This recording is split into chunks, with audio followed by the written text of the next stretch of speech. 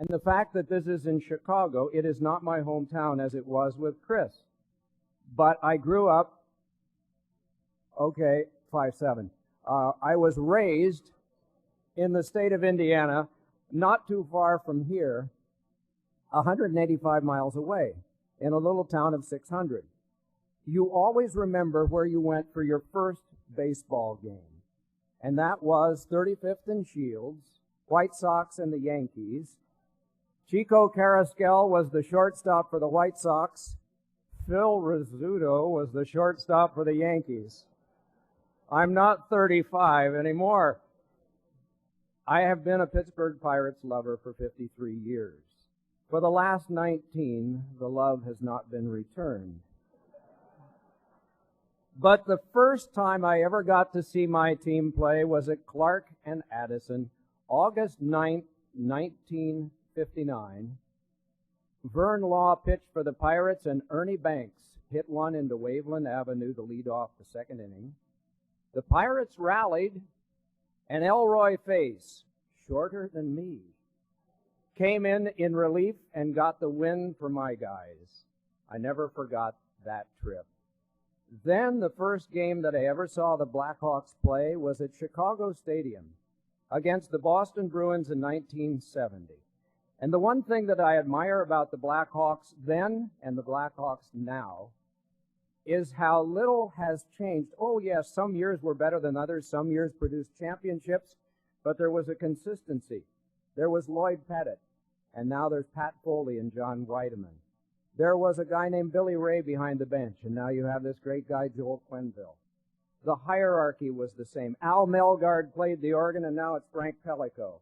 Bob Verdi was the writer, and now, among others, Tim Sassone. Harvey Wittenberg made sure that we knew how much time was left in each period. I had 2 conversations with William Wirtz, not about hockey, about dogs. He had 2, we have 2. And now I have an autographed book from Rocky. His 2 dogs are pictured on the cover. Things don't really change that much. One of my favorite broadcasters, Paul Harvey, worked only 2 blocks away from where we are right now. But the United States put a team in Squaw Valley in 1960. As a nearsighted, bespectacled, bubblegum-blowing youth, I got a chance to see the 1960 team on a fuzzy black and white Hallicrafters television as they played in Squaw Valley that last game against the Czechs. CBS had been carrying a game of the week at that time on Saturday afternoons, and Bud Palmer was the announcer. He was the announcer for the Olympics.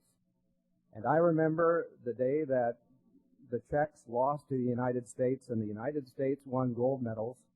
Bill Cleary told me just a year ago, Jack Corain, the captain of the team, was handed the medals.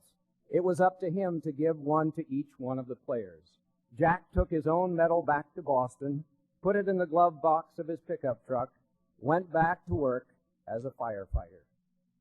That was 1960, and I had started to pester my parents to take me to a professional hockey game, and we had a team in Fort Wayne, Indiana called the Comets.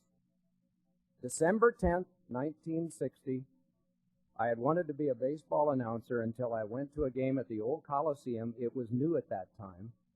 It was the orange and black Fort Wayne Comets against the Toronto Maple Leaf kind of uniform Muskegon Zephyrs. I was mystified that the Seifert's potato chip Zamboni did not also chew up the red and blue lines and deposit them in the bin as well. I didn't realize that was how it worked. I didn't know what icing was. It didn't matter.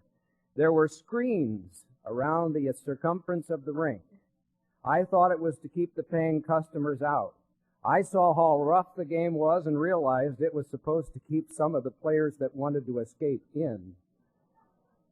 We had a player on Fort Wayne's team named Con Madigan. Con Mad Dog Madigan became a hero of mine. He would later become the oldest rookie in the history of the National Hockey League, playing on the same team with gentle John Davidson at age 38. Con Madigan, with the goaltender pulled that night in Fort Wayne, scored one of his rare goals, skated around the entire ice surface backwards to celebrate. You don't forget that happening. It was Con Madigan and the player coach for the Muskegon Zephyrs, Moose Lalo, who showed the real attitude. In the 10-minute sudden death overtime, they had a fight with 2 seconds to go. And you know what appeals to me most? Within the last 10 days, I have heard from Moose Lalo and Con Madigan about this night. That means a lot to me.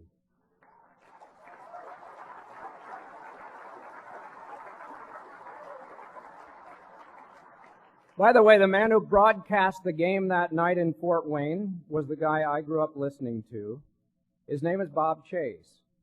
Tonight, Bob is in Wichita, Kansas, with the Comets before their game tomorrow night in the CHL.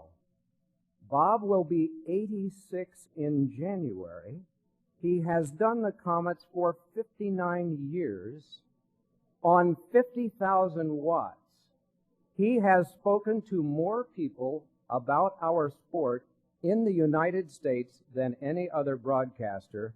My wish for him is that he is standing here very soon. Bob Chase. He gives us all hope for the future.